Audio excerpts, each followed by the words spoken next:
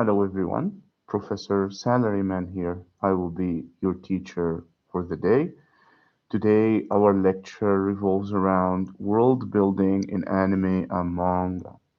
World building is extremely important and we need to cover the reasons why it's important, what are the elements that can contribute to a successful world building, and which animes did it best and which animes fell short and could not actually deliver on the world building that we were hoping for.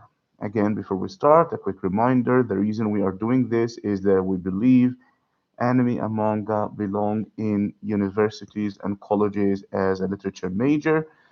Rather than learning about literature from thousands of years ago, it is better to learn about manga and anime since the writers and the events are contemporary and appreciate them today rather than after 100 years from now. So, let's get started. What is world building? You know, when you used to play video games in the past, you used to have a specific path where you cannot move out of it. It was like a pre planned course of events, of characters, of decisions, and so on. And despite that being pretty cool, it was not as immersive as you were hoping it to be. Then we started having open world games where you can make decisions, where you can access places that are not pre planned for you, where you can just roam around and enjoy the universe that you are taking part in as the character that you're playing. And that was just a world breaking event. Open world games just broke our minds for a good reason. When you are watching a manga or an anime, and someone shows up with superpowers. You cannot believe that, right? It's insane. That person has superpowers. You look around you, nobody else has superpowers, and you are in disbelief. But why does this happen? Because that person is jumping on your screen, it's accessing your world, and your world has rules. Those rules say no magic, no superpowers, no monsters, gravity exists, blah, blah, blah, blah.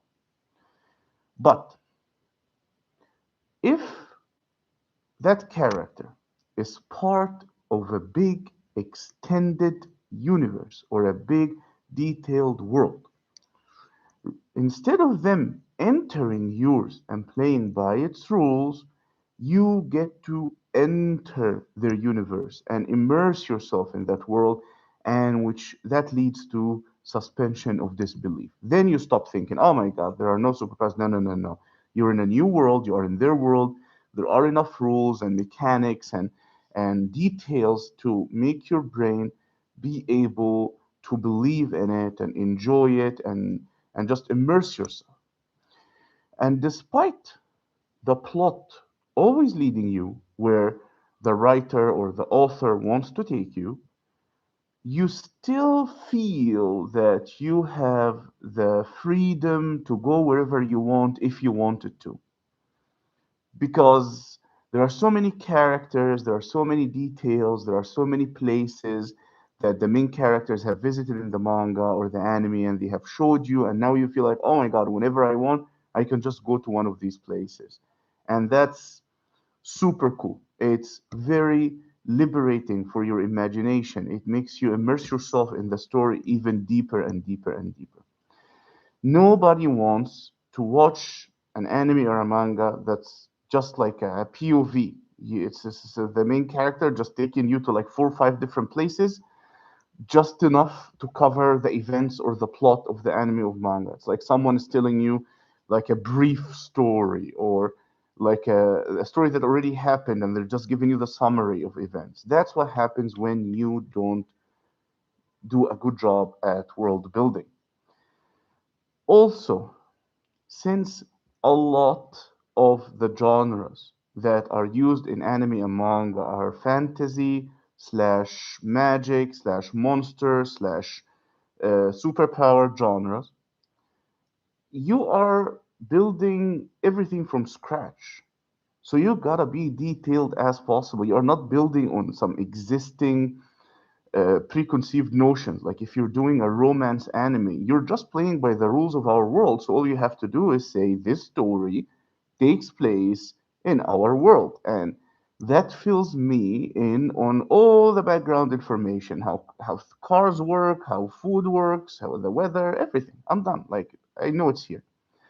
But if you're going to invent a whole new place, a whole new power system, a whole bunch of rules or races or species, you have to be detailed. You gotta build it for me. So that's our first section done. Why is world building important? To summarize, world building is essential for the suspension of disbelief, to make me even start to immerse myself or be able to enjoy the story without my brain always going, this is not real. This is unbelievable. This would never happen. The second part of our lesson is going to discuss what are elements that are necessary to a successful world building. So, first of all, characters. Characters, characters, characters. When I say characters, of course, what comes to your mind uh, is main character and semi-main characters. But in reality, those are essentials. You have to do them anyway. You have to have a decent, solid main character and like a protagonist and a bunch of also solid pseudo main characters. But that's more for the theme, the character, and the plot. For building in specific, it's actually quite the opposite. It's the background and side characters that are needed for a successful world building. It's those random classmates, passerbys, employees, people on the bus, or whatever that come in being background or side characters with little dialogue or quick backstories or anything that affirms and contributes to the world building. If it's a magic world, you want to see a random wizard and witch here and there that are still playing by the same rules of the world that you see your main characters in, just to help you believe, you're not the crazy one. You're not the only one watching these main characters and believing what they're doing. No, there's a whole world behind them. All those people, all the side characters, all those background characters are playing by the same rules. So it's very important. Also, it's very useful when you want to assert a certain point, like just off the top of my head, an example from like Naruto, one of the best examples of world building, which we will discuss later. It was extremely necessary to have all these like village people show up every now and then and stress how much they were afraid of Naruto, how much they were scared of him, intimidated by him, didn't like him, avoided him like the plague. All that made you understand, okay, the Nine Tail is a horrible monster. Even before you see it, even before you get exposed to it in any way. That is good use of characters, background characters and side characters to achieve world building. Right after characters, world building is very in need of institutions. What do you mean institutions? Other schools. If it's an anime that has the setting of a school, a high school, or whatever, you need other schools. You need companies. You need hospitals. You need houses, characters' houses. You need places. This is the open world aspect of the world building. You want the main characters or the characters in general or the plot to take you into so many different places to show you around this universe that they've built to prove to you that if you want, you can just exist there and do anything that you want. And also introduce elements of unique aspects of that world. Like in this universe, hospitals are not like our hospitals, they work like that. In this, because of the existence of superpowers, companies have this different way of doing business. Because of the existence of magic, schools are not teaching math and algebra or whatever. They're teaching like spells and potions. So this is also extremely important for world building because side characters and background characters give you the people aspect of it, and then places, locations, institutions give you the world aspect of it, the open world aspect of it. It's extremely important to feel that you're not trapped into like a minor plot, to feel that you're part of an open world and anything can happen. And and not only build these places, but also respect their existence. You can't just make them exist and rather than later have a huge plot hole where one of them could have solved the problem, but like, hey, yeah, I just made them for world building. No, you gotta play by the rules of world building. Also, for the side characters and background characters, you can't introduce one of them that has a specific superpower and later in the plot that superpower can solve everything, but hey, that he doesn't exist anymore or she doesn't exist anymore. It was just for world building purposes. World building only works if you respect the rules that you have set in from the beginning till the end, and actually, bonus points if you reference them and use them. If you show that side character or that random place early in the plot and then later you actually utilize them, whoa, everything makes sense in your world. Your world is on pillars. It's perfect. That is for the locations, institutions, organizations part of our lesson. Number three, power systems. Power systems that can make or break an anime or manga because there is a sweet spot between complex and complicated, a sweet spot between easy to understand and just brute violence. You want to be complex yet easy to understand. Believe me, you don't want to be complicated and just a bunch of people screaming at each other in in YouTube comment sections about how it works while nobody gets it because it's not real, because you made everything up and changed it as you go as an author. So let's not do that. Let's make a complex system. Make sure the rules are set well from the beginning, they're rock solid, and if you want to change them later, don't sneak it in. No, introduce an element of change, like an exception, a rare phenomenon, whatever you're going to do. Just help us go from whatever rules you've set to that exception. But that's not my point right now. Power systems, uh, they need to be new. You need a new type of power system. And they need correct naming. They need consistent uh, appearances throughout the show or the manga. If you say the main character is special, you need to explain why in detail.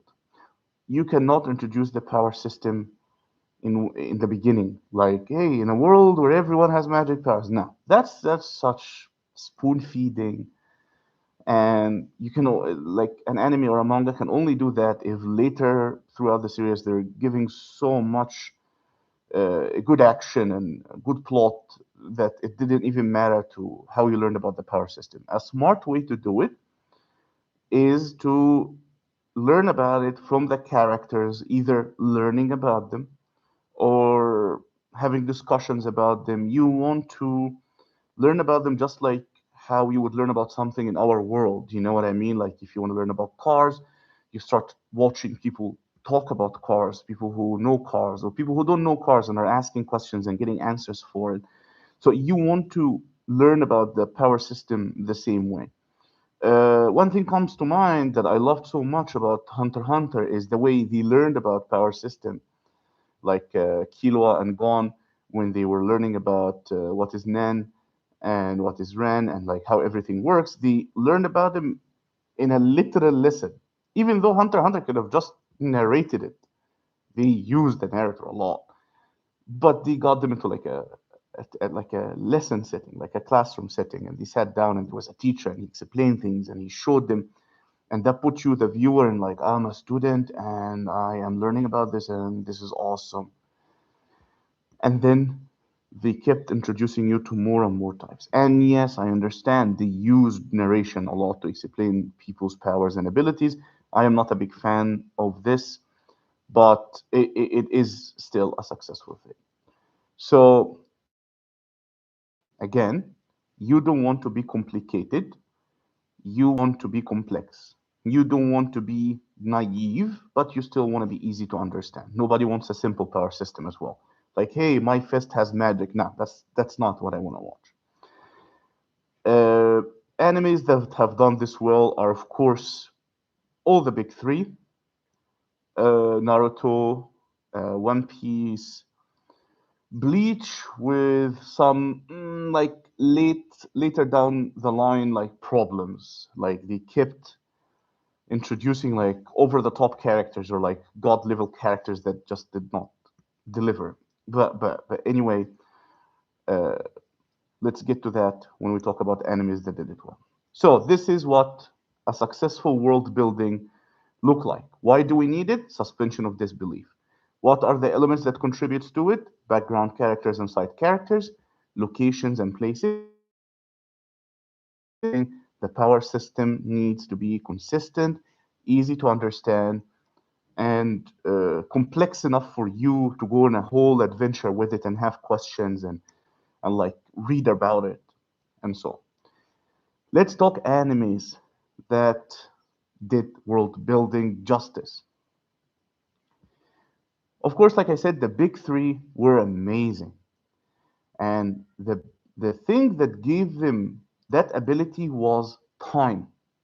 Back in the day when you started a series like Naruto, One Piece, or Bleach, you were not concerned about like a punch in the gut anime or manga series that ends in a few months or even a few years, that you have to deliver everything within like a short period of time because people have short attention span. They're just scrolling on TikTok. They're not going to be able to keep up with you for 7 years and 15 different arcs, but it is what it is. That's the only reason, not the only reason, but the biggest reason Naruto, Bleach, and One Piece were able to world build so well. They got time. They didn't need to cram things. They let you explore. They let you grow with the character. They got you a character like, for example, Ichigo in Bleach that knew nothing about that world. And they put you in his shoes and they set you on your journey. And every arc, every season, every episode, every chapter, you learn something new about the power system. You learn something new about the characters, the other characters. You were introduced to them in a normal pace. Like suspension of disbelief is peak on this one because you felt like, yeah, I went to that place and I grew up in it gradually. So Bleach is peak world building for me. But later down the line, there were some inconsistencies, or not inconsistencies. Sometimes you forget to utilize things until it's too late. Yamamoto, for example, uh, was always introduced as this like god level like leader, right? Because it's Yamamoto, it's like the head of Soul Society, it's the man, the captain of captains, everything. But they did not utilize him early throughout the plot. So when it was time for him to start fighting, it was already too late. It was against exceptional enemies that they could not afford to let Yamamoto just like kill or like destroy or defeat easily, which means you have seen more of what Aizen can do than what Yamamoto can do. And this is, in my opinion, like one of the smallest problems, one of a small problem that Bleach had, where they forgot about some of like the big characters, the characters that early on you assured me that they're like, whoa, they're everything. They're everything. But you didn't deliver on them. Yamamoto being one of the biggest. But again, consistent storytelling. The world that they built is beautiful. They took you to multiple locations. You had the human world, you had soul society, you had the castles in the sky, in heaven. You had so many locations. You had so many places and so many characters, and like really you had that feeling that you can go anywhere and do anything in the world of Bleach. Successful world building. There are rules. You can go to the comment sections on YouTube for people who are discussing Bleach and they're using references and dates and events and names. It's real. It's like it's like history. It's like a documentary because everything was built very well. It can withstand a discussion, and there's no guessing. There's no I think no you think no. There is just open trivia, and there are articles, and there are researches and essay videos. It will stand as literature.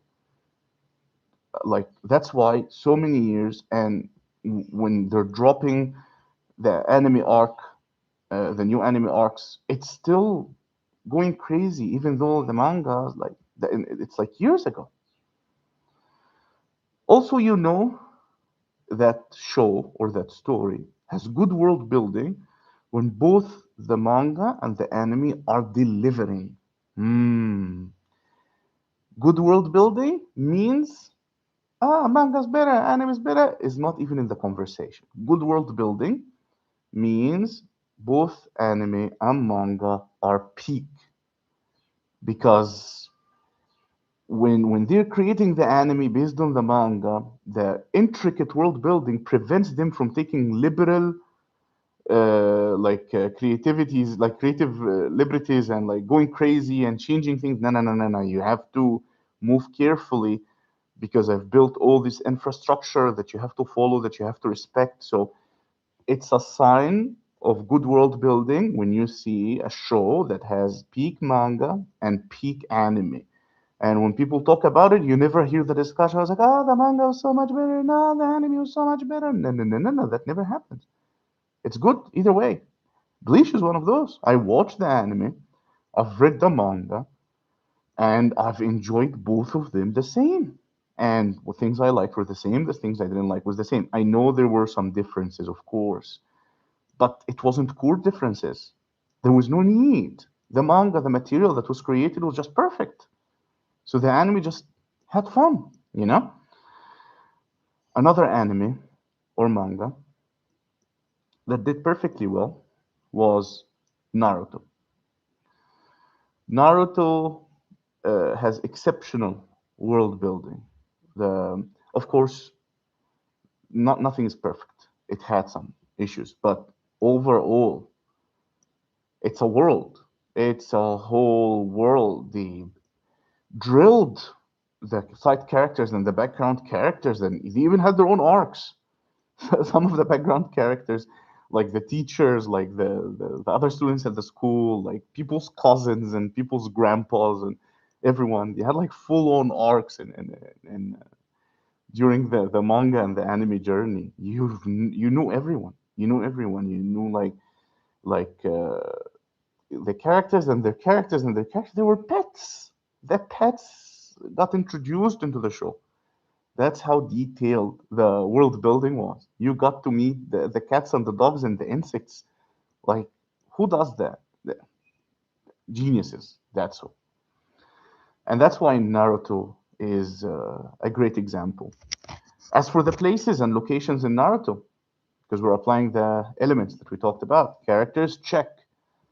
Locations and places, like, come on.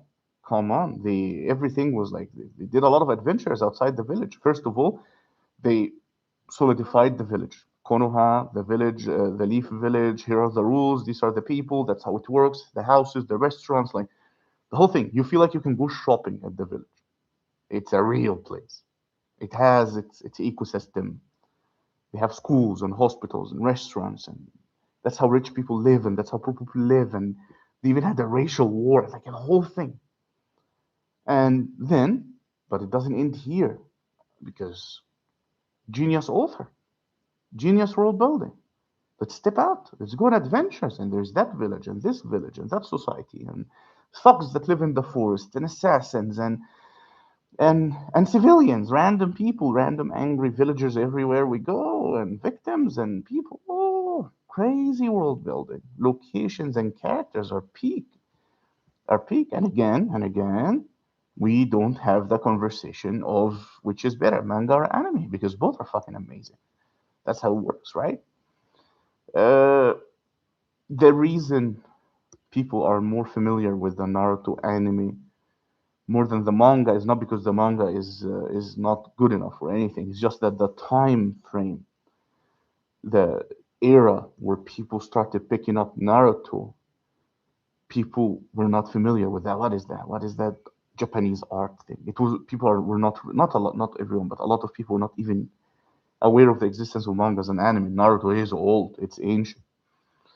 So when they picked it up, it was introduced to them, like translated into the Western countries, like dubbed, and they just launched at them, and they're like, "Whoa, what's that on TV?" It wasn't like now when we know that there's an anime, there must be a manga for it. Let me pick up the manga, or the manga comes first, and you know about it from the online communities or YouTube channels. People recommend it to you. No, there was only the option of watching whatever shows up on TV. That's what happened with Pokemon. That's what happened with Naruto. That's what happened with a lot of anime.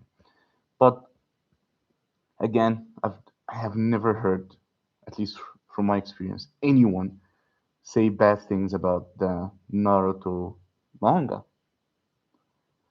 Because again, if you succeed at world building, the rules apply. Third anime that did it well, and this time I'm not choosing one of the big three, one of the old big three. I'm choosing one of the new big three, just to prove that it's not about like, oh, back in the day, the good old days, Mr. Professor Salaryman is just an old fart. No, no, no, no, no. I'm talking right now. It still applies. If you do it right, you just do it right. Uh, this little show called Demon Slayer. Yes, that Demon Slayer, the one destroying box office records, destroying sales numbers, and huge fandom, very diverse fandom. Like from kids to grandpas, I'm seeing them like going crazy for Demon Slayer, loving it. And why is Demon Slayer successful? I think it did well on the world building. Well, let's take our three elements and apply. Because again, remember, we're academics. We're going to study this at universities. We're building a curriculum, so we're not opinionated. We have elements. We have again background, side characters, locations, places, institutions of any sorts, and finally power systems. Right? Oh yeah, I'm sorry, I forgot about in Bleach and Naruto. The power system is like infamous, fantastic job, right? Like so diverse, so customized, so so fresh. Especially back then, it was a whole new thing and got introduced over time. Like in Naruto, they were just nonchalant with it. Something happened. I was like, that's the blah blah power. This is the Chidori. This is this. They introduced it to you within context. They didn't sit you down and was like, hey, listen, this is a Chidori. This is ninjutsu. This is genjutsu. No, no, no, no, no. They let you learn about it, how a child growing up in that world would learn about it. So by the time you took it in, you're like, I'm in that world. I'm immersed. That's what I liked about how Naruto did it, and Bleach. Like I said, you just put the main character in your shoes or you in his shoes, and let Ichigo learn about that world, and you learn about it with him. Let's go back to Demon Slayer. Demon Slayer is, in my opinion, a very successful uh, new anime slash manga, despite it not being on the destructive literary slash artistic level of the old big three. It still succeeds from a technical perspective. Think about it. Characters, characters and the background characters, some of them are even more memorable than some of the main characters. Everyone that showed up on screen was well thought, well made, intricate, complex. Yes, there were some throwaway villains, but of course you need that. But also, these people contributed to asserting like how demons are bad, that there are like there is no redemption for them, they're horrible, and to show you the diversity and types of demons, or to like to keep you up. But let's take a look at the extended world of Demon Slayer from the main group. The three boys were amazing, were amazing. And then you go out to the Hashiramas, and they're amazing, and every one of them has their own background story, their own families, their own connections and decisions and problems and issues. And then the world of demons, it's also ranked like the characters. It's just so special. Each one of them is someone that is a pillar in that world. So first one, characters, main side background, check, check, check, check. Let's talk locations. The whole thing is a journey, so they did very well with it. Like it wasn't like a central place kind of thing because like Tanjiro was literally pushed out of his home and just embarked on that crazy journey to find Muzan and to protect his sister. So the whole thing was a journey. So location to new location to new location to new location, consistency in those locations. The demons are real and people are scared of them, and every location has its own different ecosystem, environment, and type of demons that live there. Like yeah, like they're treating demons like they're flora and fauna, and that's good storytelling, my friend. That's good world building. So yeah, I give it check on locations, institutions, and organizations. They even had ramen shops, like people sitting at restaurants, like Tanjiro sitting at restaurants and picking up like a bowl of soup ramen and so on. So that is good world building. That is good world building. You know, they had the clinics that they used during their trainings. The clinics had staff. It's real. It's real. They had the festivals, people in the street, Muzan moving around them, people getting hurt. It helped. It helped with the suspension of disbelief. It helped you. That's how it works. Now the last one, the power system. Oh, it's not the best. Like it checks, it passes. I would say it was pretty consistent and easy to understand, but I would say it also was more about you liking it because it's a flashy power system rather than it is being so diverse or like they leaned more on the character than the power system. You loved their powers because they're Hashiramas and they're amazing. They're Hashiras and they're amazing. Sorry, not Hashirama. They're Hashiras. Hashirama was the first Hokage in Naruto, if I'm not mistaken. Sorry, old man here. Old man. So yeah, they depended more on the Hashiras being like amazing, like just vibe, aura, to avoid really leaning on all the rules of the breathing power system. And don't even let me get started on the demons. They were just random bouquet of flowers when it came to their power system and came to their powers. Literally, like a bouquet of flowers. You just went there. I was like, I'll take that one. I'll take that one, and they can do this, and they can do this. And I was like, ooh, they're demons. They can do whatever you want. And okay, don't get me started. It's okay. It was still consistent. The breathing system was consistent. There was the water breathing, the fire breathing. They used the elements, something we can relate to. But I would say it was more on the simple, brute 4C side, where how to become like a successful Hashira, what is the power system, eat it, sleep it, train and repeat it, you know?